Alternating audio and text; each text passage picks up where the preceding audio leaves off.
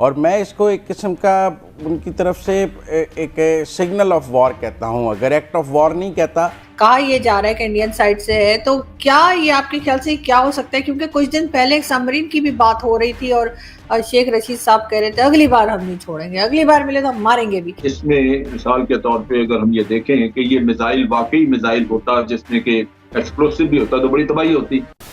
इतनी बड़ी बात हो गई, पाकिस्तान में सुपरसोनिक मिसाइल गिर गई है और वो भी भारत ने गिरा दी है, लेकिन भारत ने अभी तक कोई रिएक्शन नहीं दिया। 36 घंटे से ऊपर हो चुके हैं, ऐसा कैसे हो सकता है? मुझे तो लगता है योगी जी की जीतने की खुशी के अंदर मोदी जी ने एडवांस में एक मिसाइल फेंक दी, तो पाकिस्तान मीडिया थोड़ा सा घबराया हुआ है, थोड़ा सा बौखलाया हुआ है। तो पाकिस्तान मीडिया को सुनते हैं और आपका भाई मिलेगा आपको आखिरी में। तो सर, आज हम बात करना चाहेंगे, हमारे डीजीआईएसपीआर ने एक प्रेस कॉन्फ्रेंस भी की है और उससे पहले भी ये बात चल रही थी कि कोई ऑब्जेक्ट कहा जा रहा है जिसको आइडेंटिफाई नहीं किया गया है अभी तक, और वो हमारी साइड पे मियाँ चुन्नू जो इलाका है पंजाब का, वहां पे देखा गया है और कहा ये जा रहा है कि इंडियन साइड से है। तो क्या ये आपके ख्याल से क्या हो सकता है? क्योंकि कुछ दिन पहले एक सबमरीन की भी बात हो रही थी और शेख रशीद साहब कह रहे थे अगली बार हम नहीं छोड़ेंगे, अगली बार मिले तो हम मारेंगे भी। तो मतलब सबमरीन को मारेंगे, किसको मारेंगे वो उन्होंने क्लियर नहीं किया, लेकिन फिर भी इस किस्म की चीजें क्यों हो रही हैं? क्या इत्तेफाक है, गलती से हो गया? आपके ख्याल से ये सब क्या है? देखिए, पहले तो बात करेंगे शेख रशीद साहब की। अब शेख रशीद साहब तो कुछ भी कह सकते हैं। हमारे यहाँ भी कुछ ऐसे पॉलिटिशियन हैं जो कुछ भी कह सकते हैं। तो ये जो कुछ भी कह सकते वाले पॉलिटिशियन हैं, इनकी बात को दिल से नहीं लेना चाहिए। वो अब पहली बात तो ये, अगर सबमरीन वहाँ आई थी तो आप कर क्या रहे थे? तो वो सबमरीन निकल गई, फिर कह रहे अच्छा अगली बार आएंगे तुम्हें देख लेंगे। तो मुझे तो अपने स्कूल के दिन याद आ रहे, अगली बार मारेगा ना मुझे, मैं तुझे देख लूंगा।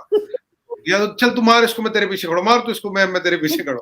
देखिए, ऐसे कोई डिफेंस होता है? ऐसे हाँ, पॉलिटिकल बयानबाजी थी, कुछ इधर उधर नंबर बन जाएंगे। जैसे अभी नियाजी साहब कह रहे थे कि जी यूरोपियन यूनियन वाले तो हिंदुस्तान को खत नहीं लिखते, हमें तो खत लिखते हैं, आप उनको ये पूछो, आप इनको ये पूछो।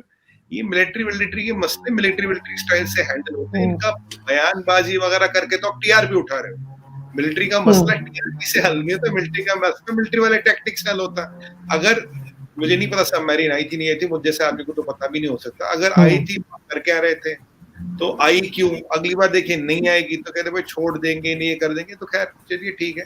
अभी जो आज की बात है, आज भी मैंने थोड़ा हल्का सा देखा। देखिए इसके ये जो अभी कॉन्फ्रेंस हुई है, प्रेस कॉन्फ्रेंस, यहाँ अभी इसका कोई जिक्र नहीं है। यहाँ कोई इसकी कुछ बिल्कुल जिक्र तक नहीं, क्योंकि आज पूरे दिन इलेक्शन चलता रहा।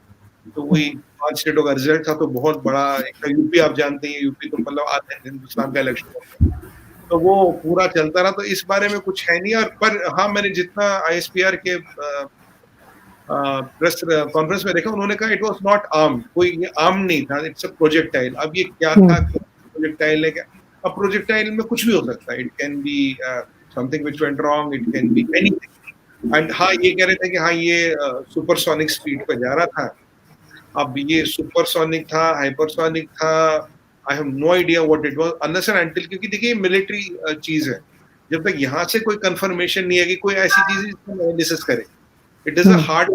अगर ऐसी कोई चीज आई है तो क्या है क्या नहीं है। कहते it can be a missile, फिर उन्होंने कहा it can be a missile, it can be a drone, it can be anything. जब उन्हें नहीं पता, करे हम भी इसका फोरेंसिक करते हैं, मतलब even they have not concluded कि ये चीज है क्या और आई कैसे। और एक बात तो खैर उन्होंने कही थी कि इट इज अनआर्म्ड, तो मतलब इट वाज नॉट मेंट, अगर कुछ है भी, it was not meant to cause any harm, मतलब किसी नुकसान के इरादे से नहीं था। कि अब ये मतलब क्या कोई टेस्टिंग हो रही थी, क्या हो रही थी, मुझे कोई आइडिया नहीं। आज भी जब तक यहाँ के गवर्नमेंट या मिलिट्री का कोई इसमें नहीं आएगा, तो अगर मतलब पाक एयरफोर्स इसको 24 घंटे में ये नहीं पता प्रोजेक्टाइल किस तरह क्या था, आपके और हमारे लिए ये इस पे कमेंट करना, बताना ये एक्स था, वाई था, जेड था, बहुत मुश्किल है। हाँ, बट ये जरूर है कि आपसे प्रॉमिस है कि अगर जैसे हमारे यहाँ से कुछ कंफर्मेशन आता है या नहीं आता है, जैसे भी आता है, then we can have a full discussion on it, मतलब इंक्लूडिंग ओके। नहीं, बिल्कुल डेफिनेटली, बिकॉज मुझे लगा कि कल से ये बता रहे हैं कि ये कल मिला है, तो मे बी मुझे लगा शायद आपके यहाँ भी ये न्यूज गई हो और आप लोगों ने भी इसको चेक किया हो, लेकिन एनीवे जी, ये खबर है ही नहीं यहाँ पे। इनफैक्ट जब आपने मुझे बताया तो तभी मैंने इसको देखा, ये खबर है ही नहीं। कल से तो यहाँ वैसे ही इलेक्शन चल रहा था, आज तो सुबह से वही चल रहा था। बट हाँ, अगर इसमें कुछ आता है तो definitely we will talk on it. But अभी आपके और मेरे लिए इसका अंदाजा लगाना ये है क्या है भी नहीं है, क्योंकि एक इसमें पॉइंट था कि वो कह रहे थे उनके भी 24 घंटे कह रहे हैं इसको आए हुए हो गए, करीब 24 घंटे में उन्हें ये नहीं पता लगा, वो अभी अब इसको प्रोजेक्टाइल कह रहे हैं, they are not giving it a name. क्योंकि प्रोजेक्टाइल 15 तरह के होते हैं, एक्स है, वाई है, जेड है, उन्हें समझ नहीं आ रहा, वो नहीं बता पा रहे आप और हम कैसे इस पे अभी इस तरह पे कमेंट करें। बाकी एक चीज तो बिल्कुल क्लियर है, इट वाज अनाम, जो कुछ भी था ये अगर यहाँ से भी गया तो इसका कोई हार्म या हर्टिंग का कोई इंटेंशन नहीं था।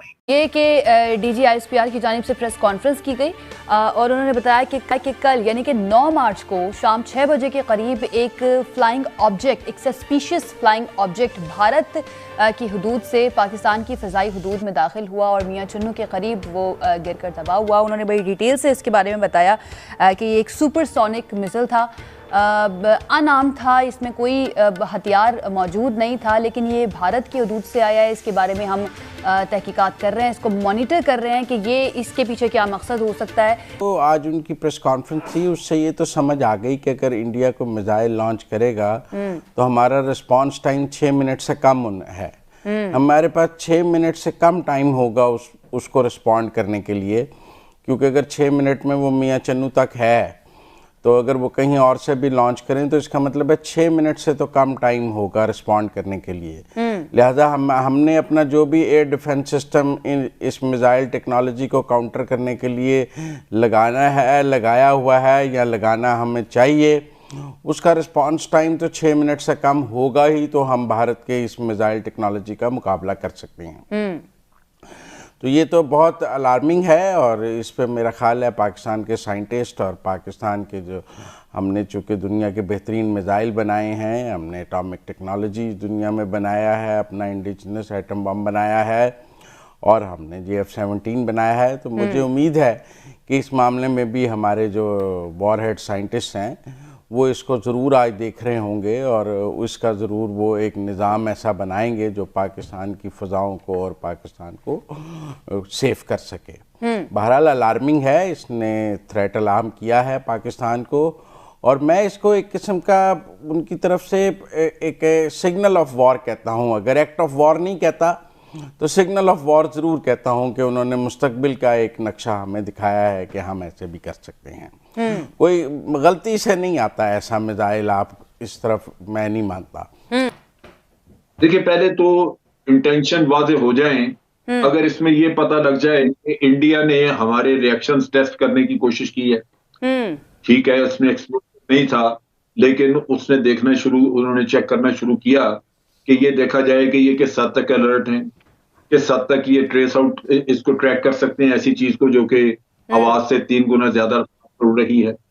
तो वो भी हो सकता है। इंटेंशन इसके पीछे दूसरी भी हो सकती हैं कि आप एक सिस्टम को टेस्ट कर रहे हैं पाकिस्तान साइड पे कि ये किस हद तक अलर्ट। मेरा अपना अंदाजा है कि इसमें मिसाल के तौर पे अगर हम ये देखें कि ये मिसाइल वाकई मिसाइल होता जिसमें कि एक्सप्लोसिव भी होता तो बड़ी तबाही होती।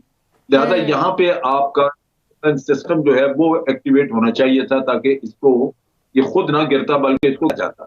सही। तो ये भी चीज हमें अब देखना चाहिए कि क्या हमारा एयर डिफेंस सिस्टम जो है वो अलर्ट था, नहीं था, अगर नहीं था तो उसको कैसे करना चाहिए।